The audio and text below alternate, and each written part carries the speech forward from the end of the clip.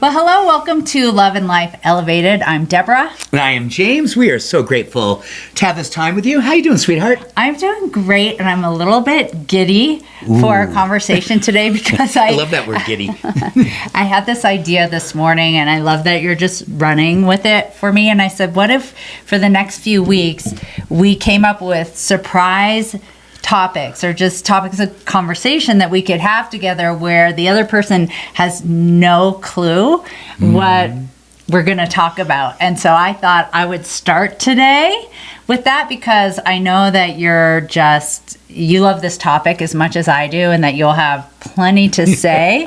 I can't wait. What are we doing? But it's really fun because of how we geek out on it. Okay. And so my topic is the power of music. Ooh. And the power of music in relationships, in longevity, in healing, and in a topic that I think we've covered here, but I love the sound of it, collective effervescence. Love that. And we have a lot about that together. Well, we do. Okay, well, I'm covering everything because it has been such a part of our relationship since day one. And, this is a great first date question is going to be, what was the first concert that you ever attended? So let's start there. Let's talk about your first concert and why do we remember this? And what's the lasting impact it had on you? So my first concert, I was actually in my early teens. I went with one of my older cousins. We went to the Springfield Coliseum in Springfield, Massachusetts. It was a triple bill. Oh. Triple bill, as they called them back then. Yeah. Do they still do triple bills? That's funny. Okay. Doobie Brothers. Yes. Yes. And Blue Oyster Cult. Yes. That is so good. It is wow. And I was like, oh my goodness, this is over the top. Well, what is really cool about it is how Doobie Brothers are still touring. They're still touring. They're they're close to 80, aren't they? Or they're in their 80s. I mean, that's 50 years later. Yeah. Wow. Yeah. Okay, that's cool. That's so cool. And so my first concert was at Dodger Stadium, and it was the Bee Gees.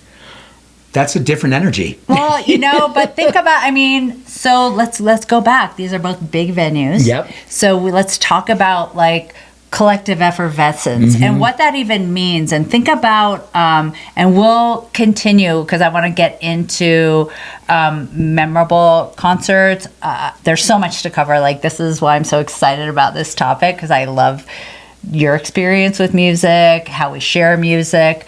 But think about as a kid, you're in this surrounded by probably mostly an audience that's older than you because at that time, these weren't kiddie bands. Right. Those were full-on 70s superstars that you went to. And same with the Bee Gees for that matter. Oh my gosh, they were huge. Yeah. And so, number one, you're this kid in this adult environment. It has this lasting impact because of all those sensations that you get to experience when you're in that group vibe. Now, I won't say that, correct me if I'm wrong.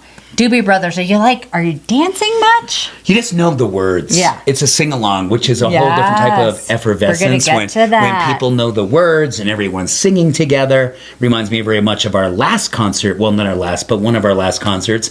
Seeing the Eagles. At the Sphere. And oh my gosh, how many people in there? Everyone singing every single word. And people who were in their 50s and 60s and 70s and probably 80s. It was just such a collective effervescence. Well, I did take some notes because you just brought up a really good point. Now, it's not a choir. When you're at a concert, it's funny, that expression, you're preaching to the choir. Well, you have this group effervescence, right, where we all know the lyrics. So it kind of is like a choir. Yeah. But on that note, oh wow, we're bringing in something. They're bringing out the glasses. So in 2023, Frontiers in Human Neuroscience talked about the effect of singing and specifically focusing on those that were in a choir on aging and cognition. Okay, so they're saying this is a really good thing. So there's just increased evidence on positive aging, positive cognition, and that those who sing in choirs, they have an improved retrieval of word knowledge. And I just use that word retrieval, but an improvement in word retrieval and vocabulary. Wow. Yeah. And Right I on. love that. And we've heard about the power of music in not necessarily preventing, but maybe a little bit of preventing dementia and Alzheimer's, because there is a connection with improved cognition, Right. with singing, with being a member of a choir, being part of collective effervescence. But I always think of the story of The Notebook, the book, the movie, and the woman who is in memory care. Yeah. But she goes back and she can play the piano, and they have the song, and it just kind of brings her back to the present. Yeah. And how powerful that is. Yeah. And I thought this topic was great because when we were in the Philippines last fall, Great story. You did a beautiful talk, but one part, I forget actually how it came up, what you were talking about when you talked about the power of a love song. I talked about the power of a love song and the research that talks about when you are needing to feel trust and you increase the connection with somebody, and maybe your partner, your lover, husband, wife, partner, person, try to cover all the bases. One of the best things we can do is go back to an original. Oftentimes it's a wedding song or something that is like your song. And studies show if you do that before you're going home after work or when you've been away, you listen to that song as little as 3 minutes, huge boost in oxytocin, which is about your trust and your connection, your feeling of love. And they say it's one of the greatest ways that you can get your heart open and get yourself out of your head. So when you walk into the home, you're under the influence of all that good hormonal energy, which is a lot about collective effervescence. It's bringing the history back so you can actually bring it into the present moment.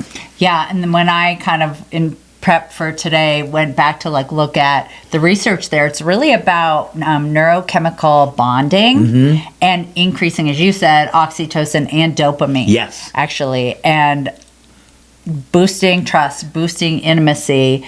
And to me, we recently asked someone, what's your love song? And they didn't have one. I was so puzzled. Yeah. And it could be, I don't know, it doesn't have to be the first song that you dance to at your wedding, but I do believe that music plays such a powerful role in relationship. I know it's definitely something that we've bonded on and we've shared. Like when we first got together, which was the early 90s, I was on total Indigo Girls kick. Tracy Chapman. I love the singer-songwriters. Yes. And especially the women. Tony Childs. Oh, yeah, Joni Mitchell. We were still. just in it. Yeah. I mean, I'm not saying Joni Mitchell was from the early 90s, but 80s and 90s, she was and she still is my lady.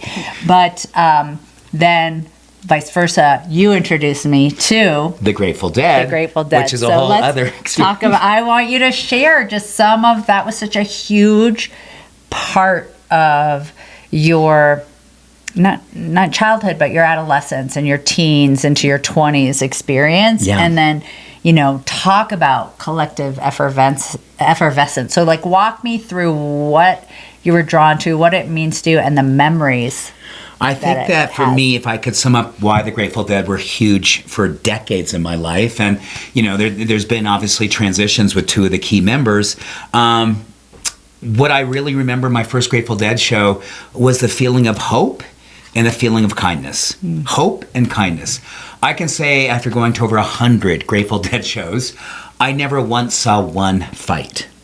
That was huge for me, and that wasn't why I was looking for a fight, because I'm not a fighter, but oftentimes you go to a rock concert, and there's someone's overdrank, someone's overdone something, and, people just get a little revved up, and there's fights. Not one fight. And all of those times with literally hundreds of thousands of people that I've been to concerts with over the decades, I think it was hope and kindness, and I think it was also one other thing is that it was a place you could just go and be weird. You could go and just get lost in yourself, lost in the music. And yeah, there was a scene, but it wasn't a scene like, look at me. It was a scene about going within yourself and really understanding what it meant to be in community, have your own experience, but also know that you were having it in the collective. And I don't think there's been any in my life around music, no greater collective effervescence than I've had with the Grateful Dead. And that is something I'll treasure for my whole life. You came to a concert because you knew it was a big part of my life a week before we got married, and you were like, holy shit, this is like and how perfect that the Indigo Girls opened for them. Which was kind of right. That was like that was pretty amazing. Spectacular. Yeah, and we've taken since we've taken our kids. We've done a lot of Grateful Dead things with a completely different experience for you, for the kids. And yeah, I think for me it's just hope and kindness, and that will ever be treasured in my life. How do you feel that like belongingness also plays into that? I think it's exactly that, because there's a way in which the Grateful Dead made sure that you always felt like you belonged. If you were going to come there and really put your guard down and really allow yourself to connect with the community, you got instant belonging. Instant belonging. There's a line in one of their songs, stranger stopping stranger just to shake their hand. I always loved that because it was really about that. You didn't have to know anyone intimately or even passingly. But when you saw a person, you made eye contact, it was immediately a smile, true, sincere eye contact, maybe a hug, absolutely a kindness exchange. That is belonging. I mean, it's a safe place that I found you could actually be more vulnerable and hopeful and kind to one another. And it wasn't going to be weird. It was going to be welcomed.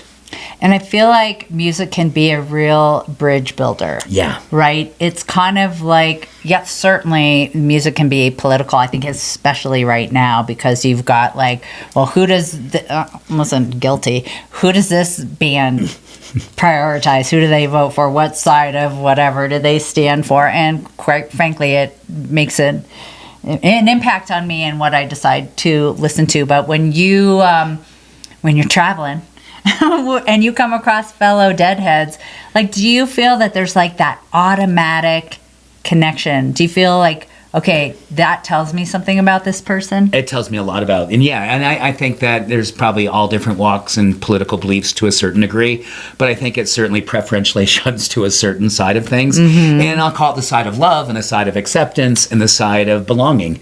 And for me, when I see someone or I know someone, I've got lots of friends who are Deadheads, and when we talk about it, there's immediately a different energy exchange. We'll talk about a certain show, we'll talk about a certain experience we've had.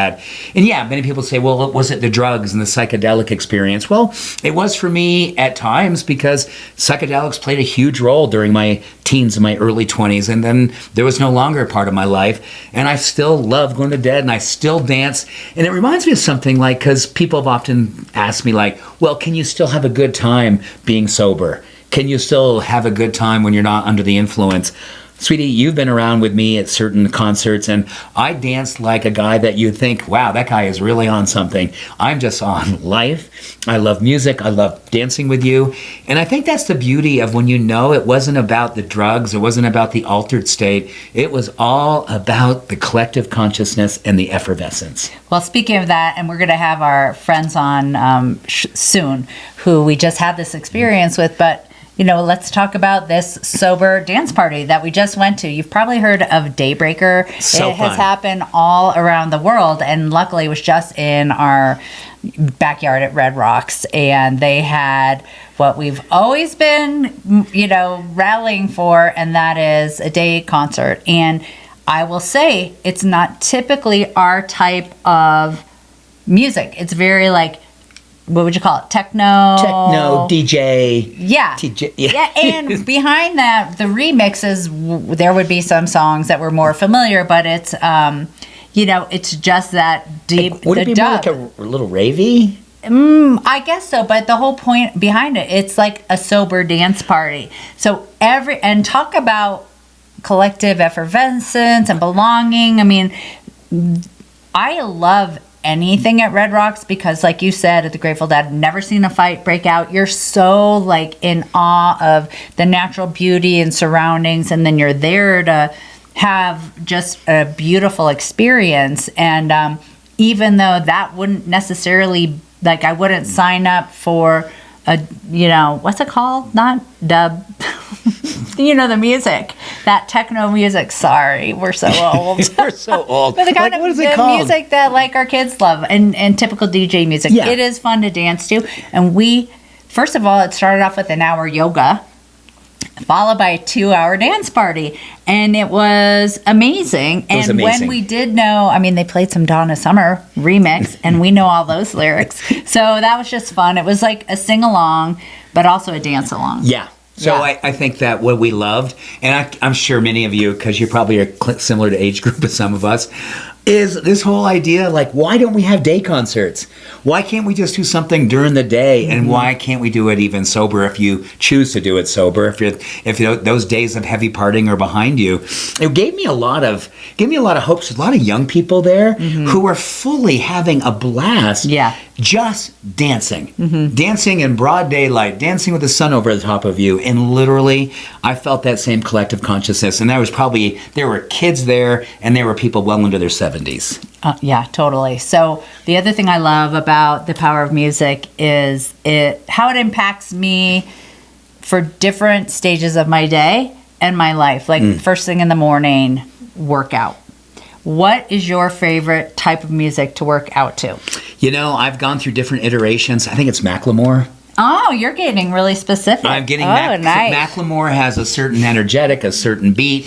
I also love his lyrics. I think he's an amazing human being. So he's my go-to for workouts. So I did a little fun research on why music is awesome. Like why I always felt like I needed music to get through, for example, a long run, a marathon. And then there's been some races that we've done, like triathlons in particular, where they didn't allow headphones. Remember those days? Made for a long race. Yeah, but anyway, so do you know that music can help reduce your perceived exertion by up to 10%? That's huge. It helps increase efficiency, power, and endurance. And on the contrast, dislike music can decrease performance and motivation.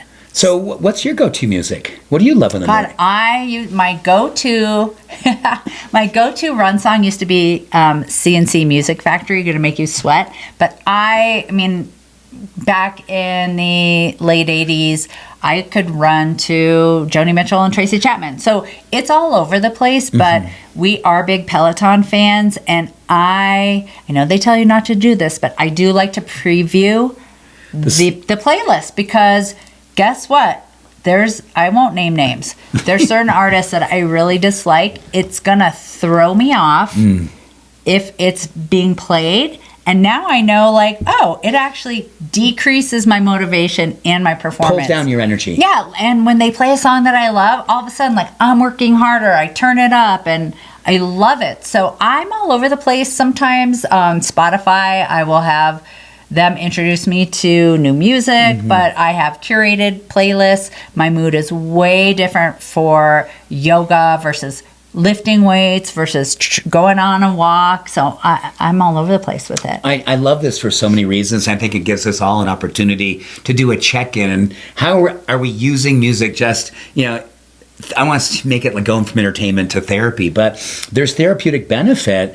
And if you know you're in a place where you could use a boost, or you know that you and your partner are not necessarily feeling connected, you can intentionally bring music in a way that it's doing physiological and neurochemical things that are going to help you move through a dark time or a separated time. So this is so helpful. And I think I must have interrupted you because you didn't finish telling the story about your talk in the Philippines. Oh, so we get back to that. So I talked about this power of music, particularly with couples or with your person.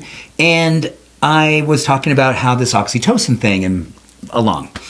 And then I said to the audience, a couple hundred people here, do any of you have a love song? And everyone's raising their hand. I said, well, anyone want to share their love song?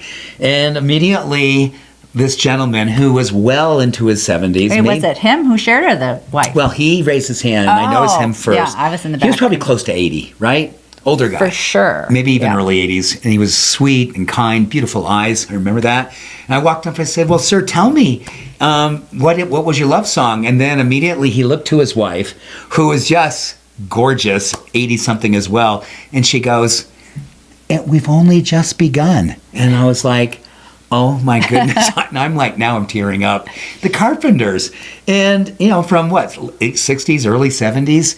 And I said, well, that's beautiful. And I think, and I even said something like, would you share a little bit? Or what does that go like again? Yeah. She grabbed the microphone out of my hand and she belted out the entire song.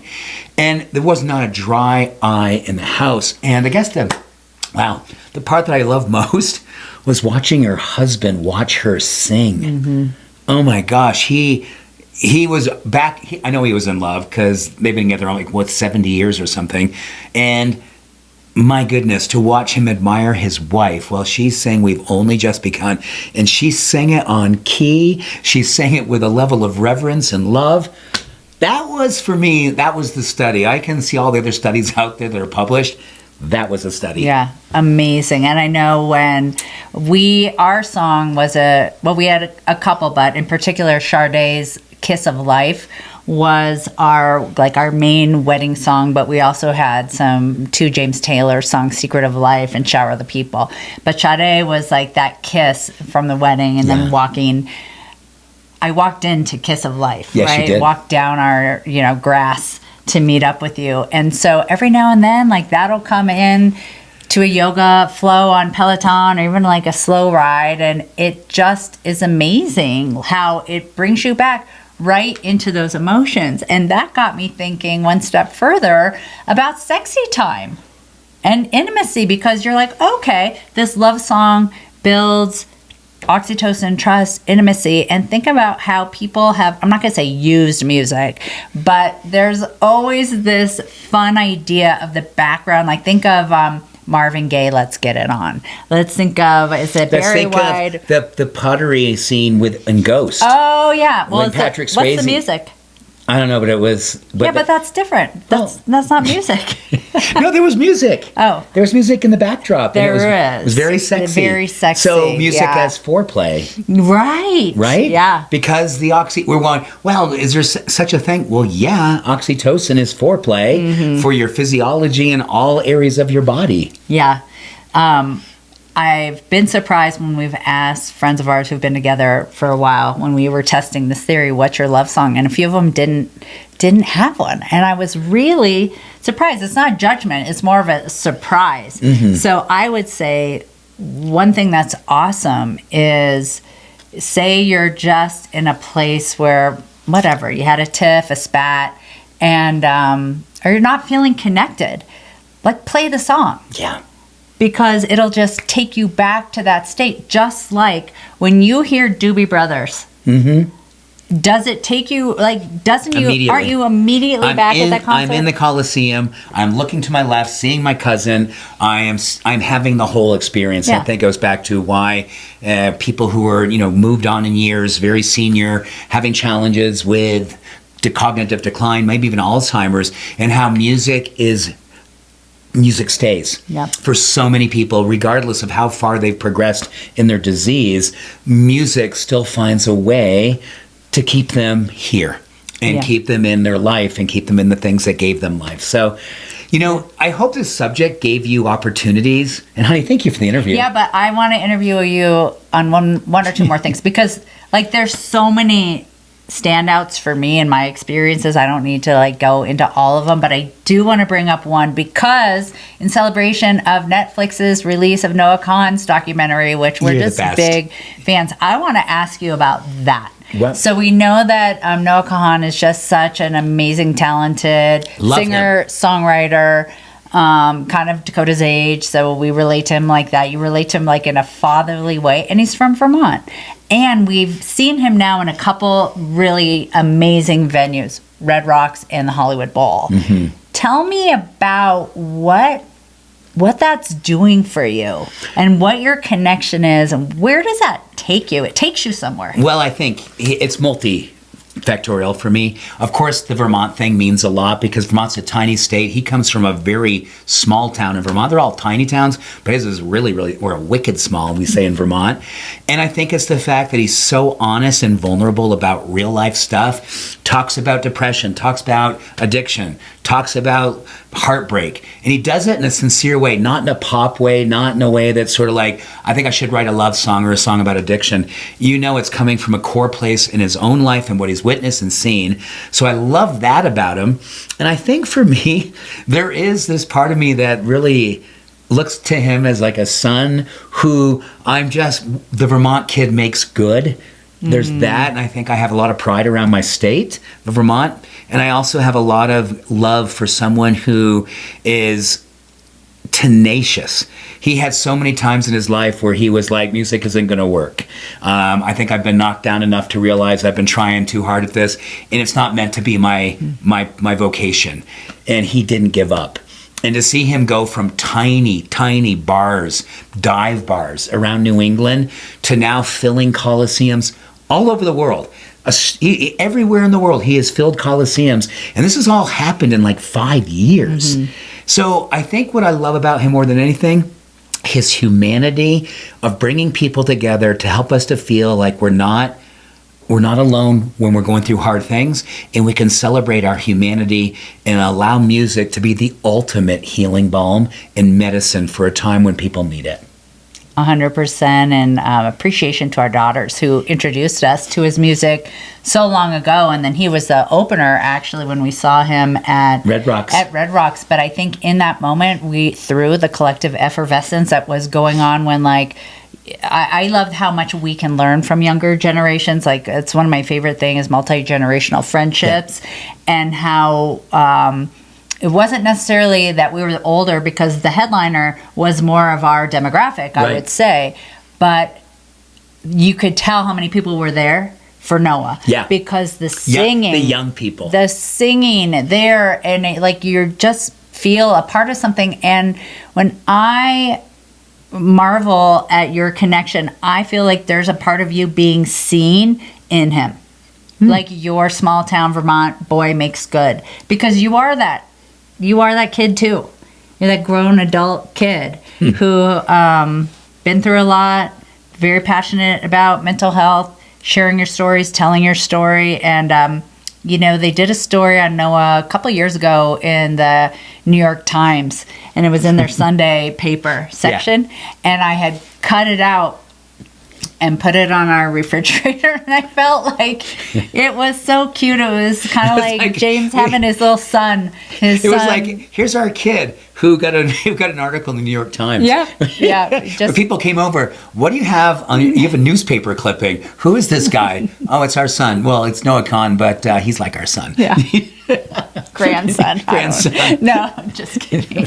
So anyway, thanks for playing along. You're the best. We love music. It fills our home every day. It fills our hearts and souls. We love to move. We love to sing. And I'm so sorry, but I'm going to sing even more after reading about the power of singing in a choir. Don't be sorry. I'm here for it. I'm here for it. Hey, listen, I hope this was enjoyable. I hope it reinstills or reignites your love of music. And if it's something you already have a big part of your life, I hope this even makes you feel that much more passionate about making sure that you use this medicine and use this joy and this collective effervescence, great word, to really, really allow it to do the healing work that it can do and will do with that level of intention. I love you, honey. I love dancing with you. I love singing with you. And I love watching you dance and sing and just take you in. You're a blast. Hey, if you've been thinking of joining a choir, this is a sign that you needed. Just do it. I know for myself that I think, I don't sound that great. I'm not good enough for a choir.